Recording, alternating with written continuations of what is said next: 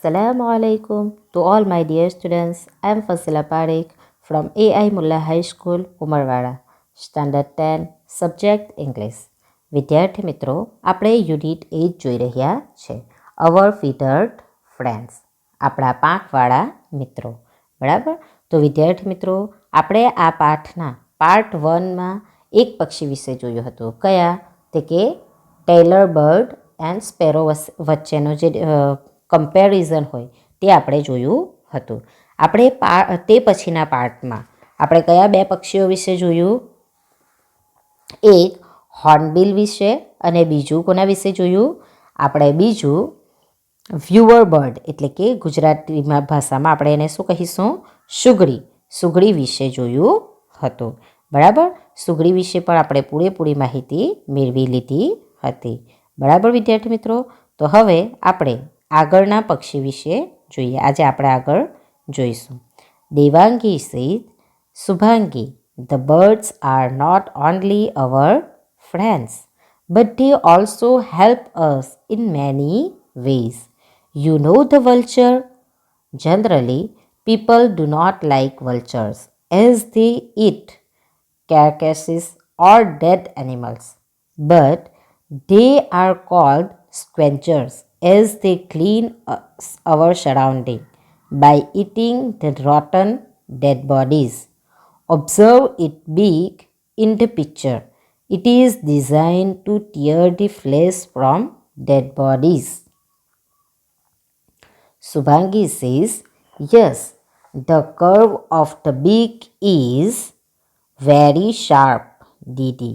I have not seen any vulture soaring in the sky for last so many months. What is the reason? Devangi says, at present, people use medicine to cure sick cattle when that cattle dies.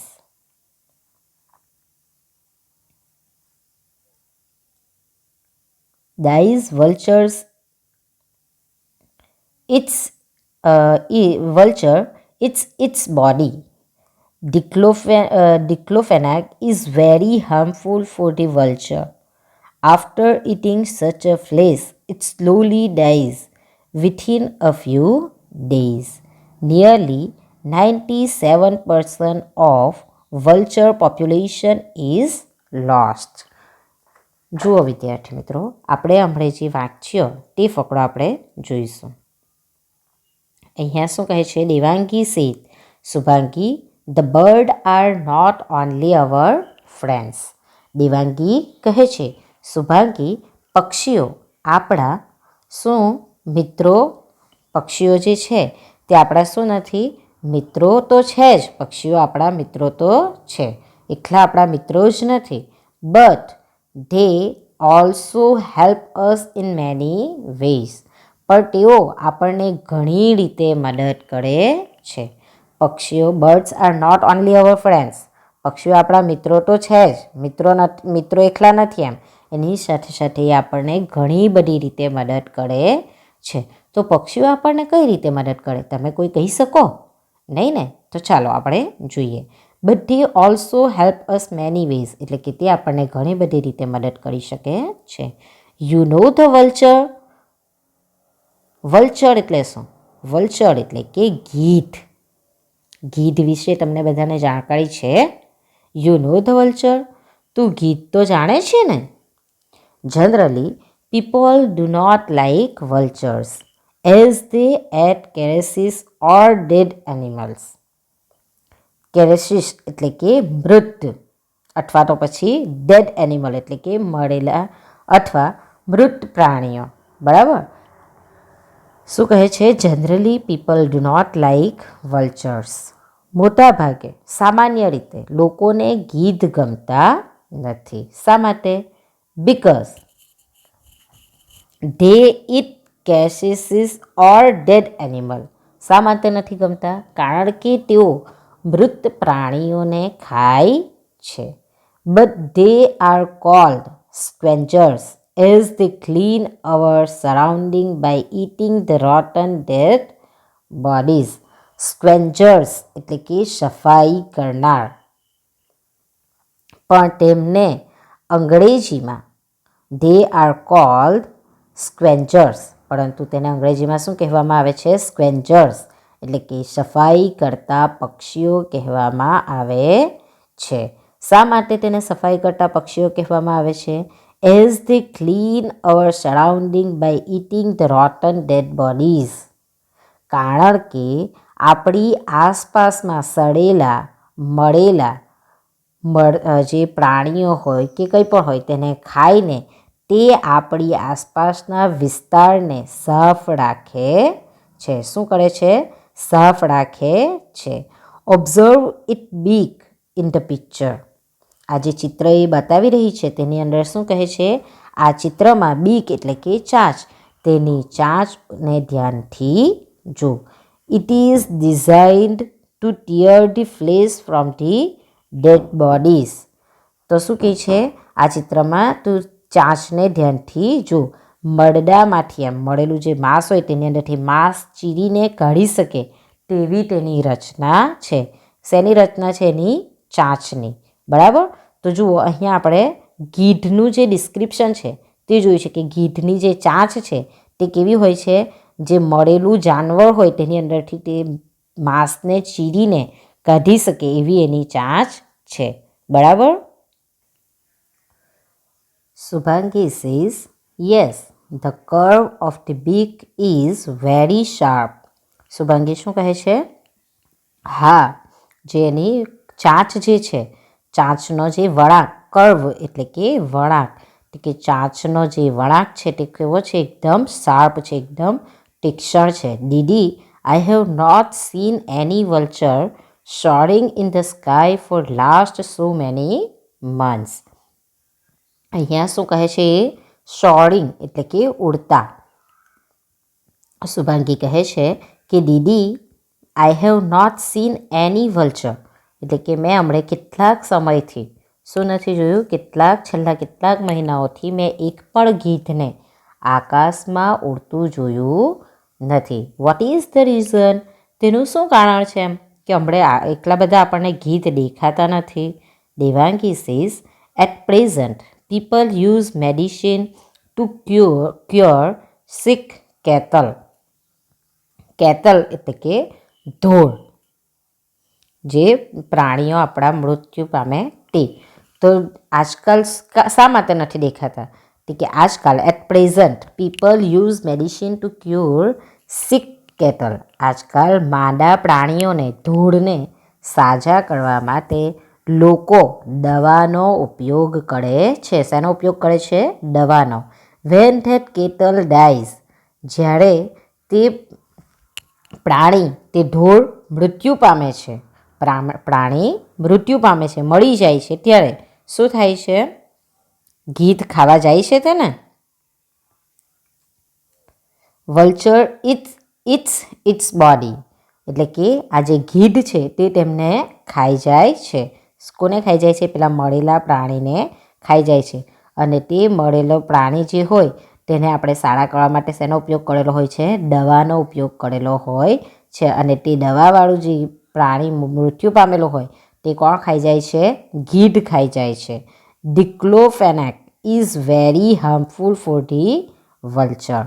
આ diclofenac ગીધ માટે ખૂબ જ હાનિકારક, harmful એટલે કે હાનિકારક છે. After eating such a flesh it slowly dies within a few days. એટલે કે આવું જે માંસ, આ જે દવાવાળું જે માંસ છે તે ખાધા પછી શું થાય છે? ધીમે ધીમે થોડા દિવસોમાં ગીધ મળી જાય છે. Nearly 97% of vulture population is lost. વિચારો, લગભગ 97% ગીધની વસ્તી નાશ પામી છે. વિદ્યાર્થી મિત્રો, આપણે જે ધૂળોના ઉપર દવાઓનો ઉપયોગ કરીએ છીએ તેના કારણે ગીધ મૃત્યુ પામે છે. તે માંસ ખાવા પછી ગીધનું મૃત્યુ થઈ જાય છે. અને ગીધ આપણા માટે, આપણું મિત્ર તરીકે તો છે જ, પણ આપણા માટે એ એક શું કામ કરે છે? સફાઈ કરતા પક્ષીઓ તરીકે ઓળખાય છે. કઈ રીતે?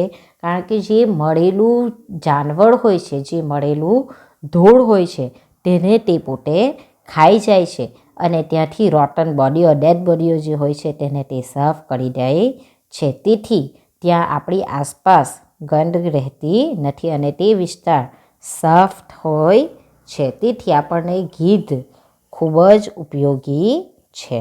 આ જે ફકરો છે તમને તે લાસ્ટ યરના બોર્ડના પેપરમાં પૂછાયો હતો. આ જે પેરેગ્રાફ આપણે જોયો તેના અંદરથી તમને કયા કયા પ્રશ્ન પૂછાઈ શકે? પહેલો, why are vultures called સ્ક્વેન્ચર્સ?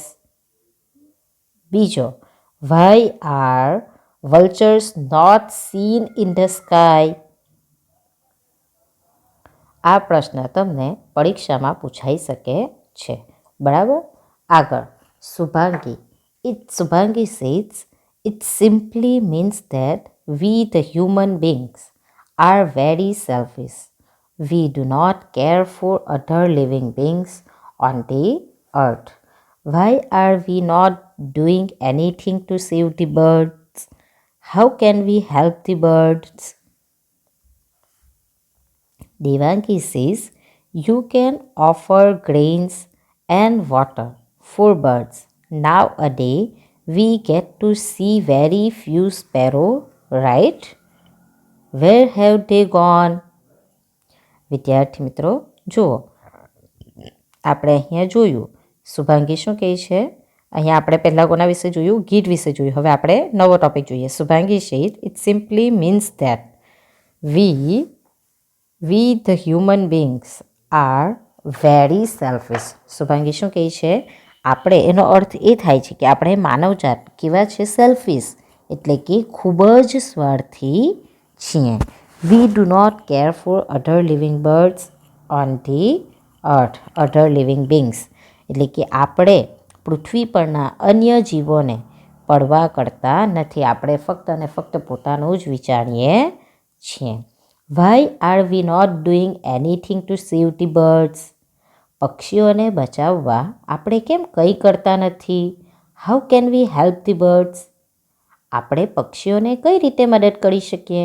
Shubhangi દેવાંગીને આ રીતે પ્રશ્ન પૂછે છે. Devangi says you can offer grains and water for birds. તમે પક્ષીઓને ગ્રેન્સ એટલે કે દાણા, વોટર એટલે કે પાણી, તમે પક્ષીઓને દાણા અને પાણી આપી શકો છો. Nowadays we get to see very few sparrow, rights? Devangi શું કહે છે? હાલના આજકાલ આપણને બહુ ઓછી ચકલીઓ જોવા મળે છે, નહીં? વેર હેવ ધે ગોન? તે ક્યાં ગઈ? વિદ્યાર્થી મિત્રો, આ જે આપણે ફકરો જોયો તેમાંથી આપણને કયા પ્રશ્ન પૂછાઈ શકે છે? તો પહેલો, what does Shubhangi say about human beings? બીજો, how can we help the birds? ત્રીજો, which birds are not to be seen nowadays? આટલા પ્રશ્નો આપણને આ ફકરામાંથી પૂછાઈ શકે છે. આગળ, Shubhangi says they have perhaps gone to their mama's home for vacation. Shubhangi કહે છે શું કહે છે? હું પણ હવે કે they have perhaps gone to their mama's home for vacation.